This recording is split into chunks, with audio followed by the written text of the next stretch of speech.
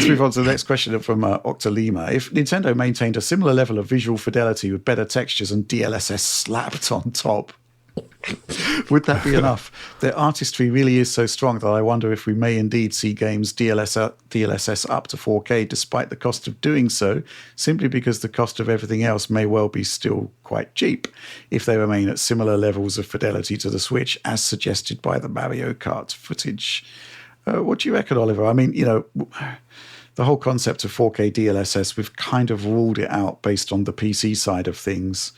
But there could be some sort of lightweight model. Who knows? What I will say is that whenever I see old Nintendo games emulated up to higher resolutions, they tend to look really, really good regardless. Right.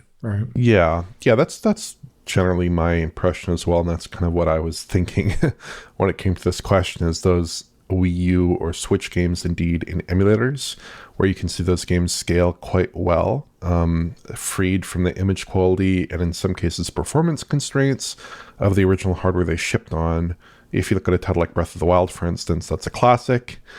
Looks great at 4K. There's no need to keep pushing that too hard. But like you mentioned, DLSS at 4K is a very expensive process, it looks like, on this class of hardware. I think it clocked in at like 18 milliseconds in your hypothetical RTX 2050 laptop testing there. But I'd also say there's a lot of room for Nintendo to keep pushing out visual fidelity in areas outside of resolution, adopting like more PBR materials, volumetric lighting, better shadows, better draw distances, lots of things they could do in their games. Just having any kind of like temporal anti-aliasing treatment or anti-aliasing treatment in general also is a big thing.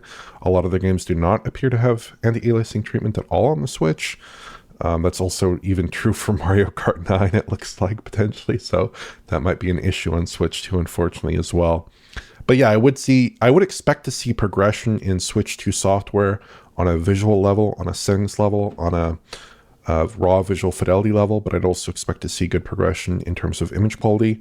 And I would expect that a lot of Switch 1 titles would look pretty great on Switch 2 if only the resolution was increased and anti-aliasing quality was improved. I think that's probably true. Yeah. It is interesting to note, of course, that with Luigi's Mansion 3, we actually saw Switch 1 actually running pretty advanced stuff, right? So there is definitely progression from Nintendo, and it's worthwhile for sure based on the quality of that game. Yeah. Okay. Just I always think about, like, look at the Lego movie that came out years ago, right. Like how perfect that looks, and that's like path traced. Like it looks like that's like one of my favorite like kiddie kind of movies to point out path tracing in, because it looks like the Lego right themselves, and I find that beautiful. Imagine Mario with that, right? That's cool.